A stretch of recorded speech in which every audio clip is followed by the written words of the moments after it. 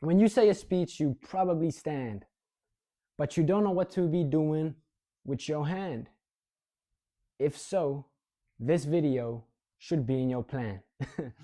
Ignore the little rap, but in today's video, I'm going to be telling you exactly what you should be doing with your hands when you deliver a speech. But first, who am I? I'm Luca, and at the age of 18, I've already delivered speeches in front of 2,000 people. I've competed in public speaking competitions, I've lost, I've won, I've received standing ovations. People have given me compliments and praise, and they've asked me how I do it. So now I help rising leaders deliver high-stakes speeches.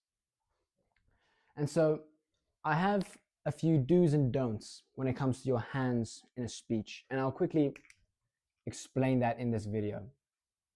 So we have the obvious do and the big old don't.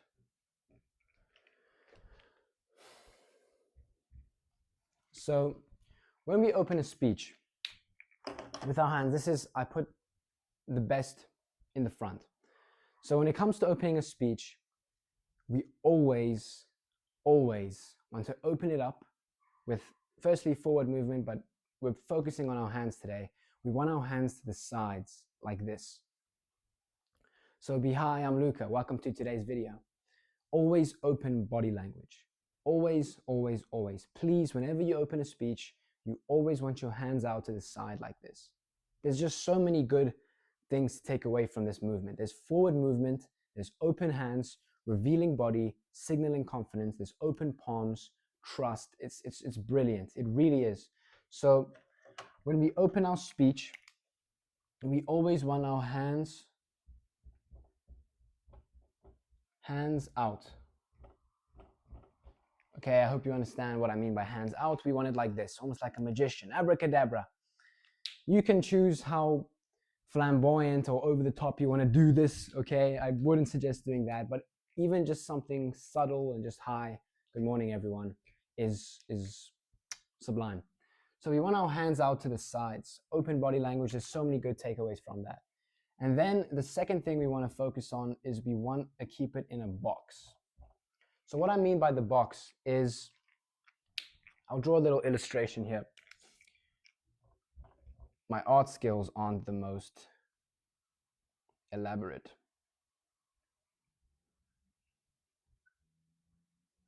Here's a little human.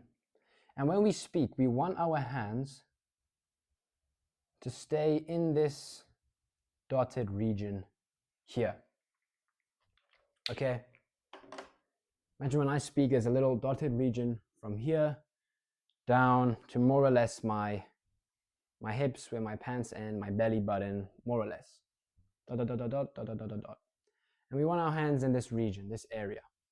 All right? Anything down here can sometimes seem a little bland. Good morning, everyone. It's Luca. Welcome back to another YouTube video. Good morning, everyone. It's Luca. Welcome back to another YouTube video. This is where we want most of our hands to be, all right, within this box. It just signals competence, it signals comfort, and a tad bit of authority. And speaking of authority, that leads me into my second point with our hands is, I skipped the point there. Let me quickly go into the power pose.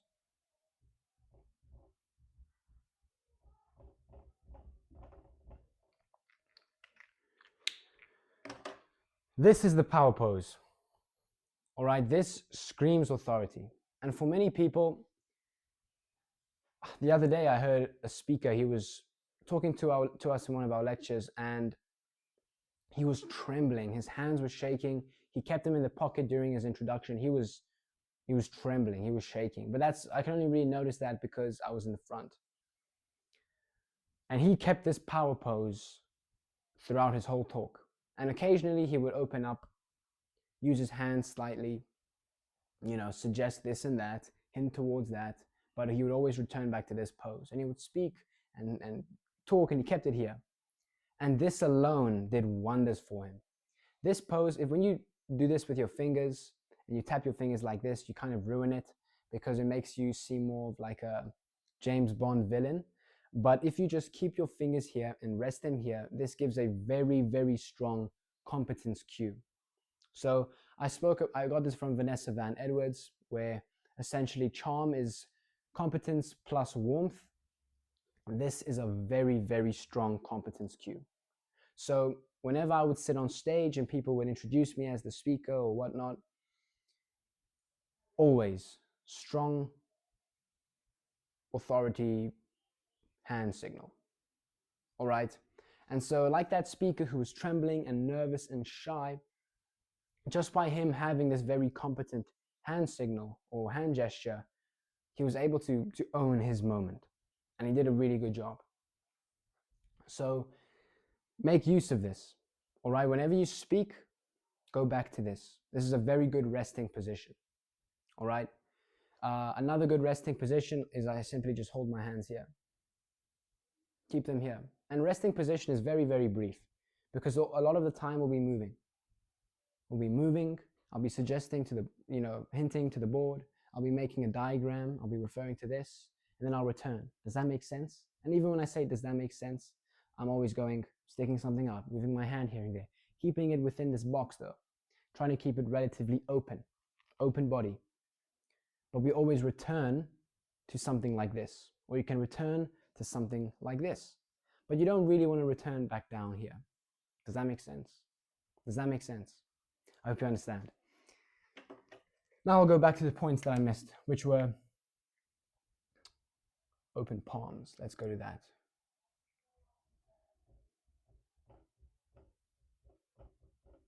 Open palms.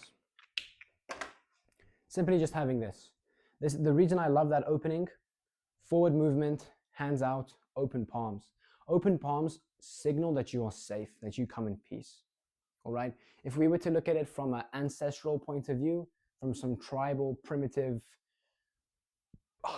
humanoids, like primitive humans, if we didn't see someone's hands or their open palms, we wouldn't know if they're safe or not. If our hands are behind our backs, I don't know if you have a club in your hand ready to hit me over the head and steal my ostrich egg or whatever, my dinosaur egg, or not. And so open palms just reveal that we are safe, we come in peace. All right. The same goes with the open hands out, open body language. All right. When we are shy, when we are nervous, we tend to cover up.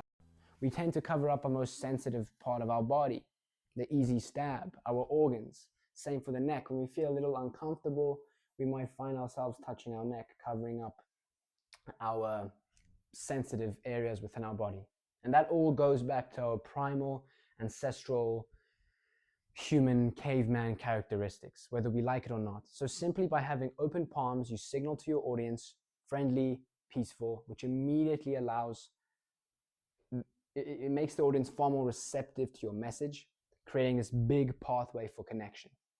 But if your hands are behind your back, or if they're in your pocket, they don't know if you're safe. Subconsciously, they'll be on edge.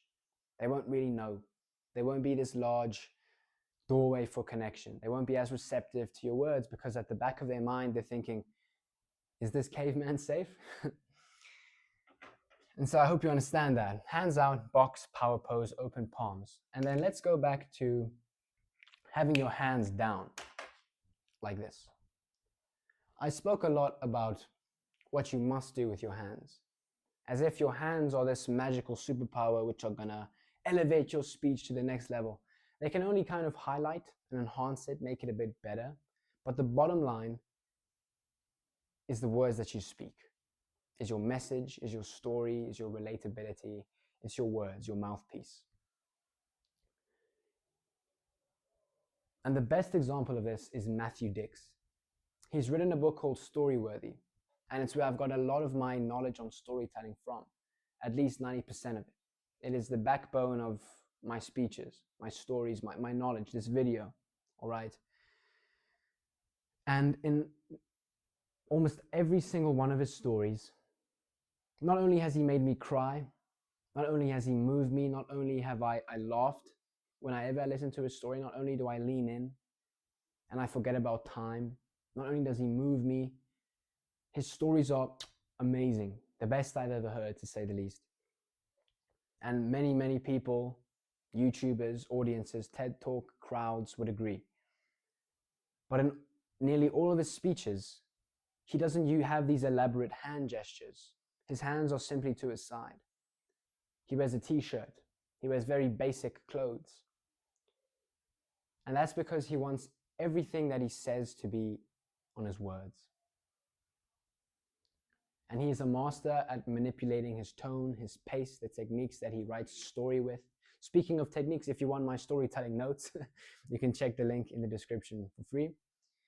And I'll give them to you if you want them. Back to the video, he's very almost mundane. There's no elaborate hand gestures or clothes or anything too fancy about him. Yet his speeches, his stories are the best I've ever heard. And he just keeps his hands out to the side. And so there's times where we don't want our hands to take away, where we want most of the attention to be directed on our words. And so there are times where we will just drop our hands. There's times when we'll raise our hands. It was the best thing ever. The goal was about to be scored. The goalkeeper was off his line. The ball was soaring through the air. Our striker jumped towards the ball and headed into the back of the net, and everyone was about to erupt and scream and jump with joy. Except for me. And in that moment, I realized I didn't enjoy watching soccer, football with my dad. I enjoyed spending quality time where I could just be me. That's one of the stories I told. And you can see how I contrasted, getting my hands out of the box, up and then down. And there's times where I drop it, almost in defeat, in a realization, time where I could just be me. So that's the idea we're going for here. And Matthew Dix does that really well. He often just keeps his hands here.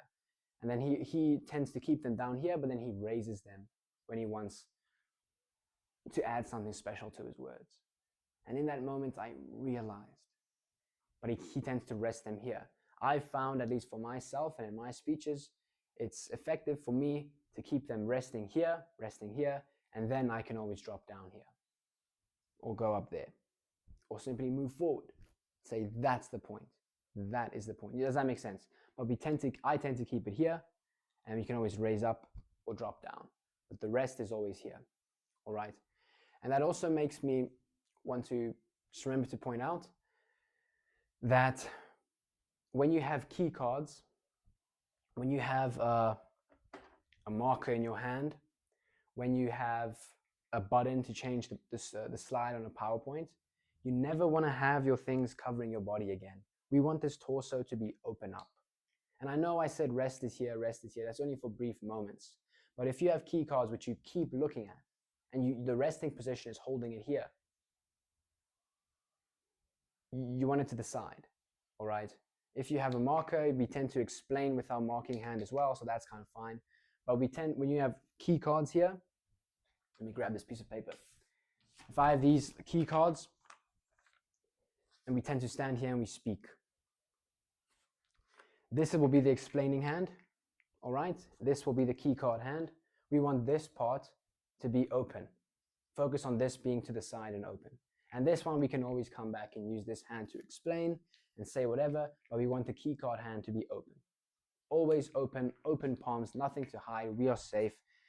That just boosts and buffs and brings up the audience's responsiveness and connection to our words through the roof. All right. So now I'm going to go down to, let me just write exception there. I'm going to go to the don'ts, the do's and the don'ts. Don't rhythmically bob your hands. I'll just write rhythm. This is the rhythm of the night. Okay. A mistake I found myself making in the past is whenever, let me go back to the key cards. When I would have key cards, I would be reading my speech and bobbing my hands up and down to the words of my speech, and I would create this little rhythm. And I would find that I can't think of the best example at the moment because I don't really have a speech to read here. Does that make sense? So I'd often just find myself bobbing my hands up and down like this to the words that I say. And I found that this wasn't very effective because what we want with our hands is, hope you understand, I was trying to convey there. What we want with our hands is we want to use them to highlight words and to show when a point is important. But if we're always using our hands, we're kind of overdoing it. And so now all of our words kind of become important. It's like a highlighter. If we just highlight the whole text, we don't really know what word or phrase needs to be highlighted. Does that make sense? So if we just keep rhythmically bobbing our hands to our words, it almost takes away from the highlighting effect or the significance or the potential impact of our hands. And so what you want to do with your hands is just keep them still. And I'm quite flamboyant with my hand gestures. I like to do this and do that and roll my wrists a bit. And I like to stick out my fingers. But I've found myself needing to focus and be a bit more conscious of what I do with my hands, especially when the speech is a bit more, this is just a fluid conversation with you. But when I had key cards, when I would have a written out speech or an address or whatever in front of me and I would maybe read a bit, you want to avoid just bobbing your hands up and down. All right? Keep them still and then use your hands every now and then to point, to highlight, to gesture, to bring your words to life a bit more. I hope that's how you spell rhythm, by the way. And then you want to say, don't cover up, no pockets. So I'm going to say, no pockets, no hips,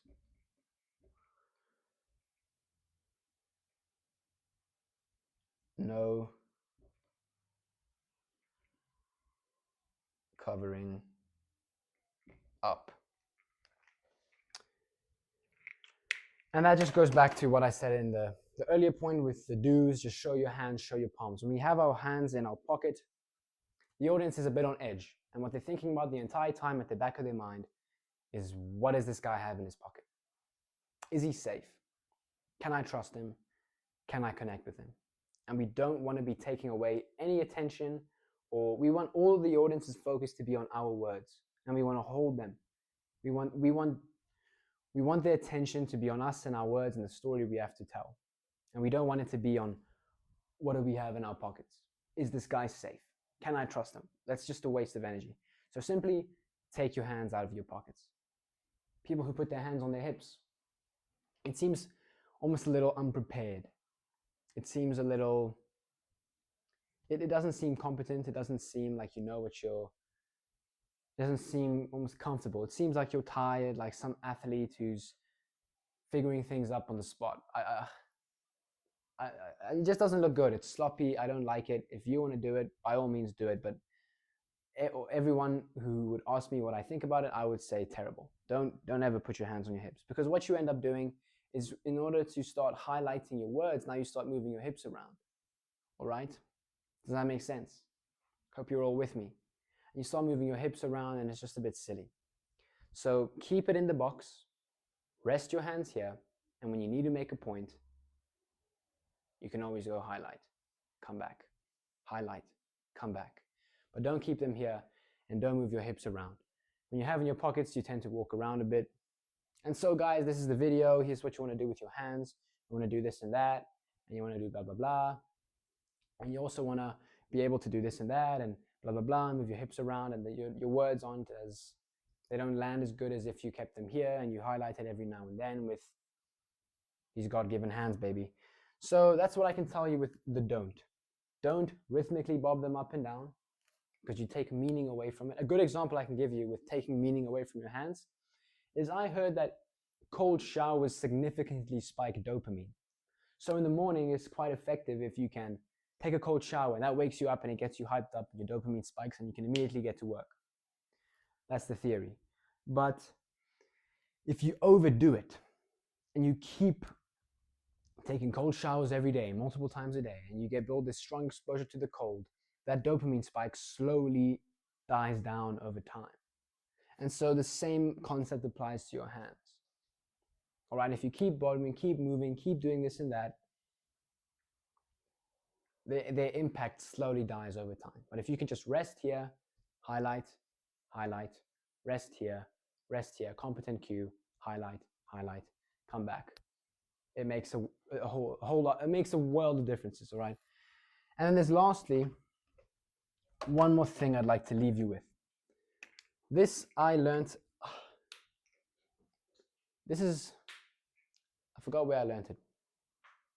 A lecture on Roman rhetoric. Might have been Cicero or one of those ancient dudes. And I'll mention it here. It's the point, I'll make a little star about it because it's a bonus, an Easter egg. It's all about persuasion, persuading your audience with your hands. Let me just show it to you. Oh, let me hype it up a bit. This hand gesture could seem a bit manipulative. It could, if you're making a bad point, if you have not much substance to your argument, but you still want your audience to agree with you, it can work. Slightly, depending on, how much unicorn poo-poo you're chatting. But if there's some substance to your words, this will hopefully enhance it. And the hand gesture is this, paired with the bobbing, nodding of your head. And when you do this, you kind of twirl your wrist in a circular motion, and you nod your head up and down. The audience will slowly reciprocate. They will nod as well. They will nod. They will lean in. They will agree slightly, potentially. It's a very, very powerful and effective gesture which you can add to your words, to your speaking. All right? And so naturally, a lot of my flamboyant hand gestures roll the wrist and I nod with it. Does that make sense? See what I did there? And I found that's quite effective when it comes to, the adjudicators, the judges at my public speaking competitions, the audience. It works. It really does. And so if you so you can kind of sprinkle it here and there. Does that make sense? I hope you're with me here. And when you're making a point, these are the do's when it comes to public speaking. And I found they're very, very effective. And these are the don'ts. You don't want to be doing these at all.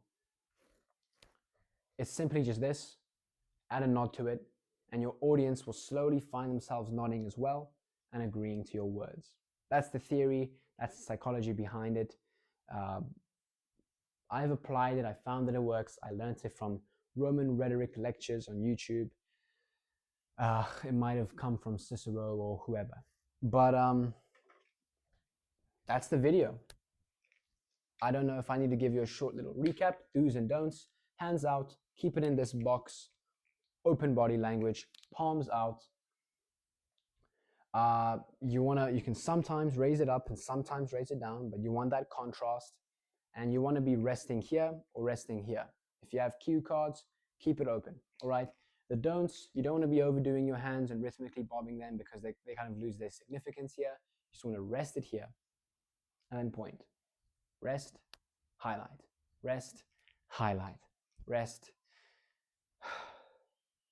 highlight. And that's the video. Let me quickly get a thumbnail here. That's very, very awkward. But I hope you guys got some value from this video. I hope you found it useful. I don't know how long it is, but with that being said, a reminder that if you want my personalized help, check the link in the description because it's free and I actually have time to help you here. So with that said, see you in the next one. Take care.